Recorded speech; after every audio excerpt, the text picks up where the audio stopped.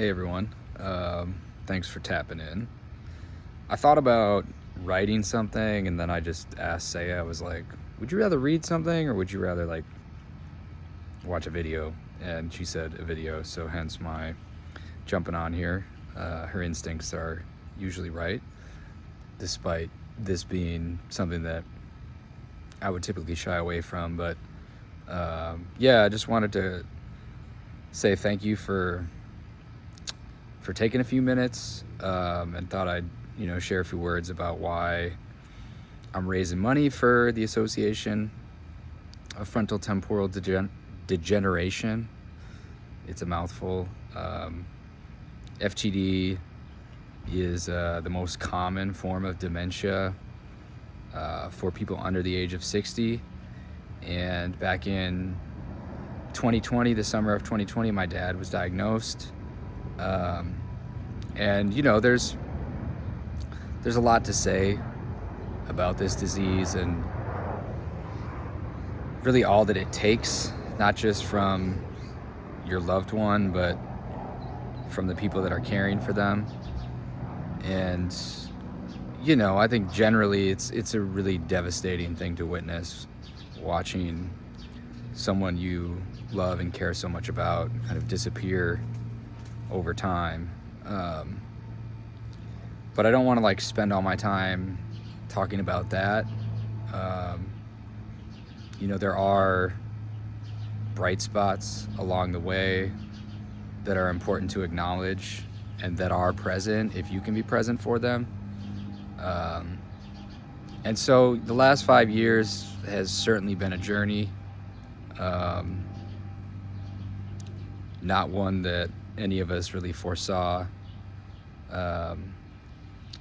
But the resources and the support that organizations like AFTD and the Alzheimer's Association and Hilarity for Charity provide are super critical to navigating things.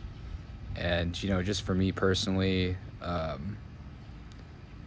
the support groups that they offer has been crucial. Those are spaces that are really dedicated to caregivers and the ones who are supporting their loved ones who have been diagnosed. And they provide not just a space to get advice from people who are going through something similar and who really understand you, but it's really a place for an emotional release, to process and to grieve as you navigate things. And that's been really helpful for me. It's been helpful for my mom. And then in addition to that, there are resources that they make available to support the cost with in-home care, providing opportunities for caregivers to get away and to recharge. And their work is just really critical. And as dementia becomes even more and more prevalent, the work that they do becomes even more and more important. And so it really is special to me, not just to be running the New York City Marathon, because I've wanted to do that since I lived in New York. I remember in 2011, drinking shitty beer at the time, not being someone who liked running at all, and saying man, I'm gonna do this someday. This is a bucket list thing for me. And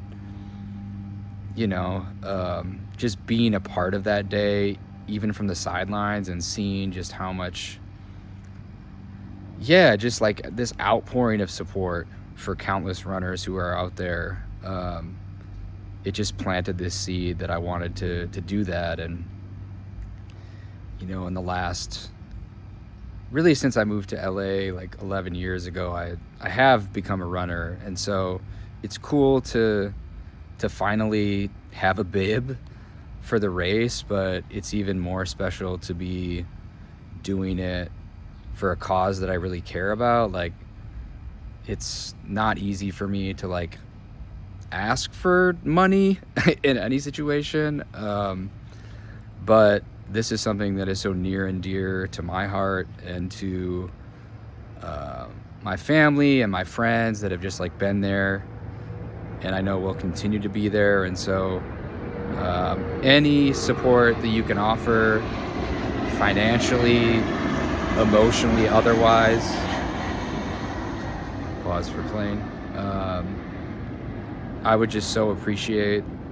And the opportunity to run this race and to embrace my dad ideally at the end of it is just truly a gift. And I just think about that a lot. And so everyone that's able to support in some way is a part of that. And this was a dream to run this race 14 years ago before my dad got sick, but the opportunity to have that moment and really to run in his honor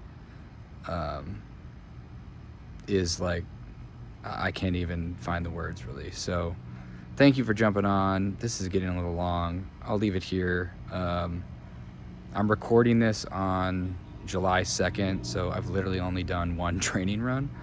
I think the race is in like 123 days or something, but I'll be locked in, and I'm really looking forward to November 2nd and to doing this. So thank you again. Take care, and talk to you soon. Peace.